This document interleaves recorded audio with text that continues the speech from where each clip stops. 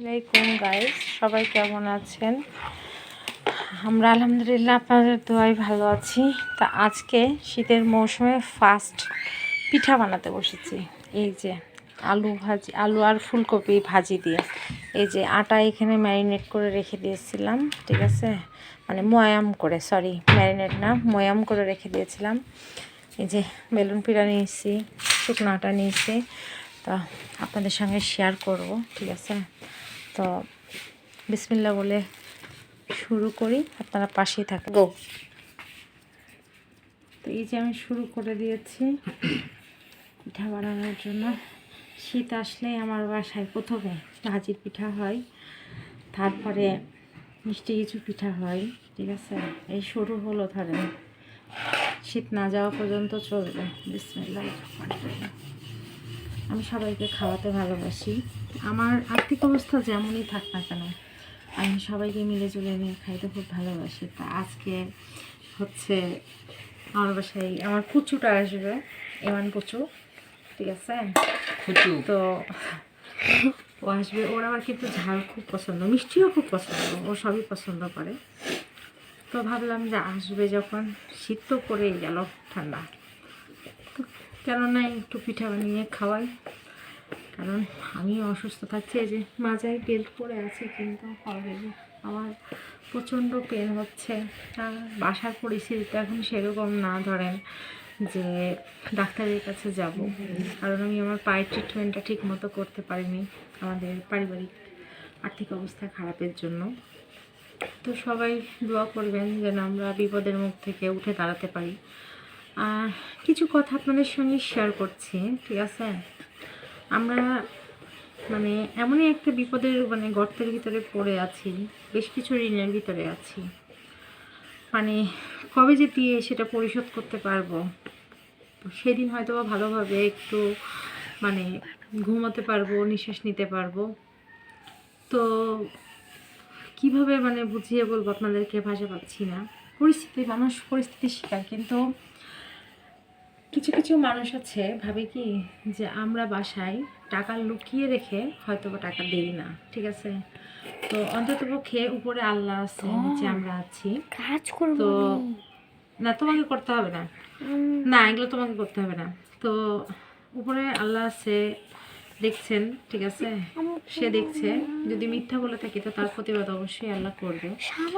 তো হচ্ছে এখন এমন এমন কিছু কমেন্ট করে, হ্যাঁ, আমাদেরকে, যে আমরা লুকিয়ে রেখে আমরা আনন্দ বিলাসিতা করি।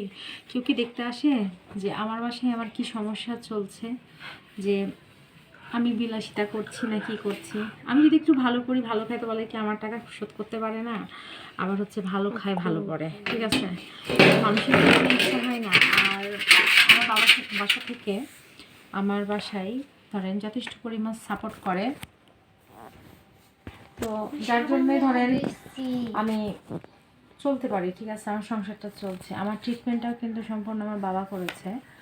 তো এখন পর্যন্ত আমি বাবাকে অনেক কৃতজ্ঞতা তাদের, ঠিক আছে। তো একদিন এমনভাবে প্রেশারাইজ করছিল, আমাদের ঘরে টাকা ছিল না, বাধ্যতামূলক, খুব কষ্টের কথা কিন্তু আপনাদের সঙ্গে শেয়ার করছি আজকে। বাধ্যতামূলক আমার কানে একটা দুল ছিল, খুব অল্প একটা সোনার, সেটা বিক্রি করে আমি মাত্র 8,000 টাকার মতো পাইছিলাম। তো আমার সেদিনকে বলার ভাষা কিছু ছিল না, আমার গলা কান হাত সবসময় ফাঁকা থাকে, আপনারা দেখেন। তো বাধ্য হয়ে সেদিনকে আমি রাগের মাথায় আমার হাজব্যান্ডকে বললাম যে মানুষ অনেকেই অনেক কথা বলবে, ওরা পাওনাদার, ঠিক আছে, এখন অনেক রকমভাবে প্রেশার দিবে আমাকে। তো একটা কাজ করি, এত অপবাদ না সহ্য করে এটা বিক্রি করে যেটা হয় দুটা মানুষকে দিয়ে দেই। তো একটা ভাইয়া আমাকে প্রায় আপনার 3 বছর হচ্ছে টাকা দিছে। সে আমার কাছে কিন্তু কখনো মুখ ফুটে চায় না, ঠিক আছে, কোনোদিনও মুখ ফুটে চায় না। তো ভাইয়াকে আমি সেদিনকে কানের দুল বিক্রি করে অনলি মাত্র 3,000 টাকা দিয়েছিলাম। আর যাদের বড় বড় কথা অনেক আছে, ঠিক আছে, বিয়ে করে বলে বিয়ে করিনি, বাচ্চার বাবা হওয়ার পরে বলে বাচ্চা হয়নি, ডিভোর্স হয়ে গেছে, আল্লাহ তাদেরকে সৎ পথে চলার মানে হেদায়েত দান করুক, আল্লাহর কাছে দোয়া করি যে নিজ সন্তান থাকতেও মানে এরকম কিছু কথা বলে। সন্তান হওয়াটা আসলে যে আল্লাহর কত বড় একটা নিয়ামত এটা তো সে জানে না, ঠিক আছে, কারণ সে জানবেও না। তো রাখো না, ডিস্টার্ব করছো কেন? তো ধরেন তাকে 5,000 টাকা দিলাম, তো আমার ভিতরে খুব কষ্ট লাগলো জানেন, যে আমি কানটা দুল পড়েছিলাম। তো আমাকে একদিন আমার বাসায় এসে বললো আমার বাচ্চা কাচ্চাদের সামনে যে টাকা নাই, সোনার কানে দুল পড়ে আছো বাবা।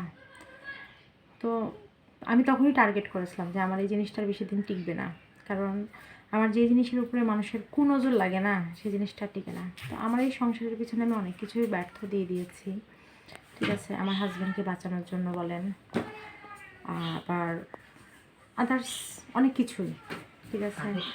তো খারাপ দিন সবারই আসে, আর আসাটা প্রয়োজন, কারণ আমরা যাদেরকে মন থেকে নিজের মনে করি, ঠিক আছে, কাছের মনে করি, তারা আসলেই কিন্তু কাছের না, এটা দেখানোর জন্য কিন্তু এই দিনগুলো আসা একান্ত দরকার। আমি বলবো সবার জীবনে আসা একবার করে হলে পরেও দরকার, ঠিক আছে। আজ আমি অভাবে আছি, কষ্টে আছি, অবশ্যই আল্লাহ এটা আমার পরীক্ষা নিচ্ছে, তবে আল্লাহকে মানে হাজার হাজার লাখ লাখ শুক্রিয়া বলবো আমি, যে কিছু কিছু গিরগিটের রঙটা দেখানোর জন্য, ঠিক আছে, যে আমি চিন্তিত পেরেছি। আমি আমার সব কিছু থেকে তাকে আমি অনেক বেশি মানে হচ্ছে কেয়ার করতাম, অনেক কিছু মানতাম, কিন্তু তার অনেক কিছু মিথ্যাতে আমার জীবনটাকে শেষ করে দিয়েছে। আমি ভিতর থেকে ভেঙে গেছি, যার জন্য আমি লাইফে মানে উপরে হাল্লা নিচে আমি, ঠিক আছে, মিথ্যা বলবো না, আমি ছেলে মানুষকে ট্রাস্ট করতে পারি না, কখনোই না। কারণ কাউকে ফ্রেন্ড হিসাবে বলেন, শুভাকাঙ্ক্ষী হিসাবে বলেন, পাশে যদিও বা রেখেছিলাম, তো তারা এমন এক টাইপসের মানুষ যে আর কোনো দিন পিছিয়ে ঘুরে তাকাবো না। আমি সামনে এগিয়ে গেছি, ঠিক আছে। কে কী মনে করলো, কাকে নিয়ে এগিয়ে গেছি না গেছি সেটা আমার পার্সোনাল ব্যাপার, ঠিক আছে, কিন্তু আমি কোনো দিনও আমি বেঁচে থাকতে আমি কোনো দিনও কোনো ছেলে মানুষকে ট্রাস্ট করতে পারবো না, কারণ মানুষের অনেক রকম রূপ, সেটা আমার দেখা হয়ে গেছে। আর বিশ্বাস করে অনেক কিছু অবদান করেছিলাম, তো সেই বিশ্বাসটা মানে নষ্ট করে ফেলেছে আমার, ঠিক আছে। তা আজকে মানে কষ্টের কথাটা বললাম এই কারণেই যে আমি যে গহনাগুলো পরে আমি ছবি তুলেছিলাম, আমি কিছুক্ষণ আগেই ছবি দেখছিলাম, তো আমার খুব খারাপ লাগে, খুব কষ্ট লাগে যে আমার জিনিসগুলো, আমার অনেক কষ্টের জিনিস আমি হারিয়ে ফেলেছি, কিন্তু মানে মানুষ বোঝে না। আবার নাকি শুনলাম যে টাকার জন্য নাকি প্রেশার দিচ্ছে, আমি এরকম কিছু একটা শুনলাম। তো আমি তো কিছুই বলবো না, কারণ টাকা হারাম বলতে তো আমি নিইনি, ঠিক আছে, আমার হাজব্যান্ড নিয়েছে। তো তারও চাকরি ছিল, তারও চাকরি চলে গেছে, সেও এখন বেকার ঘরে বসে আছে, বেকার অবধি। এখন পর্যন্ত আমার সংসারের হাল আমার বাবা মাই ধরে আছে। এখন দেখেন বাবা মা খাবার দিচ্ছে, ট্রিটমেন্ট করাচ্ছে, এখন এই বলে তো আমি বাবা মার কাছে তার এই কথা বলতে পারি না যে আমি ধার নিয়েছি, তার ধারটা আমার শোধ করায় দাও, কত দিনে, সেও তো একটা মানুষ, তাই না। তো মানুষের উপকার করতে নাই, আর আপনারা মিশবেন খুব চিন্তা ভাবনা করে। আপনাদের সঙ্গে গল্প করতে করতে আমার অলরেডি 5টা পিঠা বানানো হয়ে গেল। পিঠাগুলো একটু দেখেন কেমন হয়েছে। আমি খুব একটা ভালো পিঠা বানাতে পারি না। আমার হাজব্যান্ড আবার বলবে এই পিঠা খাওয়ার সময় যে একটু কি মিষ্টি হবে না, তাই বল, মানে ও আবার একটু হালুয়াটা খুব পছন্দ করে। তা আমার পুচুটা খুব পছন্দ করে এটা, ওর জন্য আমি হালুয়া দিয়ে করবো, ঠিক আছে। জানি না ওটা শেয়ার করতে পারবো কি না আপনাদের সঙ্গে, তবে আমার জন্য বেশি বেশি সবাই দোয়া করবেন, ঠিক আছে। আমাকে প্লিজ আপনারা একটু সাপোর্ট করবেন, আপনারা আমার চ্যানেলটাকে বেশি বেশি করে সাবস্ক্রাইব করে দেন। আপনাদের সাপোর্টের অনেক বেশি প্রয়োজন, আপনাদের দোয়ার অনেক বেশি প্রয়োজন আমার কাছে। আমি উপরে উঠতে চাই, আমি চাই না যে কোনো হারামের টাকা আমি নিয়ে চলবো, আমি হালালভাবে ইনকাম করতে চাই। আমি এই ফেসবুক জগতে আমি এই কারণেই ঢুকেছি, ঠিক আছে। আমার কিন্তু কোনো ইচ্ছা ছিল না, কিন্তু আসলে কিছু কিছু সময় ক্ষেত্রে না ঢোকা লাগে, ঠিক আছে। তো সঙ্গে থাকেন, পাশে থাকেন, দেখেন আমার পিঠা বানানো। আর আমার কথা যদি কারো খারাপ লেগে থাকে তো সরি, ঠিক আছে। তো এই যে গাইস দেখেন কিছুক্ষণের ভিতরে এক থালা হয়ে গেছে, এটা হচ্ছে সম্পূর্ণটা ভাজির। এখনও কিন্তু মিষ্টিটা তৈরি করিনি, ঠিক আছে, ওটা তৈরি করলে পরে আপনাদের সঙ্গে শেয়ার করব। তো কে কে খাবেন চলে আসেন আমার বাসায়, দাওয়াত থাকলো, ঠিক আছে। তো পাশেই থাকেন, সঙ্গে থাকেন। এই যে দেখেন হালুয়ার অলরেডি হয়ে গেছে, কটা হয়েছে, আটা কম পড়েছিল, লেগে গেছে, তার জন্য এই দেখেন আবার আটা সানা হলো। এখন ভাজিগুলো ভাজা শুরু করা হয়েছে। আজকে আমার ব্যাড লাগ, বুঝছেন, কারণ হচ্ছে আজকে আমার গ্যাসটা শেষ হয়ে গেছে, যার জন্য আমার ব্যাড লাগ। ফাইন, এই যে চুলা ছিল, ভাগ্যিস তার চুলাটা বুদ্ধি করে কিনেছিলাম, কাজে লাগছে এখন। আর বুঝতে তো পারছেন আমি অনেক বড় লোক মানুষ, আপনাদের সঙ্গে একটু আগে শেয়ার করলাম, তো গ্যাস কেনার টাকা নেই আমার, যার জন্য এখন আর গ্যাস ট্যাস কিনতে পারবো না।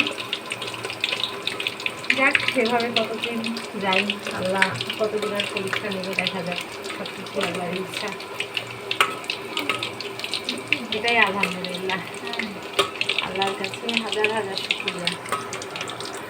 তো বাবাকে খাওয়াবো, তার জন্য তাড়াতাড়ি করে আসছি, আমার বাবা আবার চলে যাবে। আমি বছর করা জিনিস আমার বাবাকে না দিয়ে আমি খাইতে পাই না, কখনোই না। তো বাবার বাসায় পাঠাবো, বাবা আর মায়ের জন্য, অন্য কারোর জন্য না, কারণ অল্প জিনিস তো, এরপরে যখন আল্লাহ হাতে টাকা পয়সা যদি যাই কখনো, তো করবো, করে তখন ভাই বউ ভাজতেই সবাইকে খাওয়াবো ইনশাআল্লাহ। বান্ধবীতে আমার তো একটা বেস্ট ফ্রেন্ড আছে, বান্ধবী, সেটা হচ্ছে আমার নাম রিপা, ঠিক আছে। তো ওর মেয়ে মানেই তো আমার মেয়ে, বুঝতে তো পারছেন। আর আমার তো মানে কী বলবো, বাবা হারা একটা মেয়ে, ঠিক আছে, খুব লক্ষ্মী একটা মেয়ে। তো ওর জন্য সবাই বেশি বেশি করে দোয়া করবেন। ও রাজশাহী কলেজে পড়ে, ওকে আমি সবসময় সব কিছু দিয়ে খাই, চেষ্টা করি যতদূর পারি।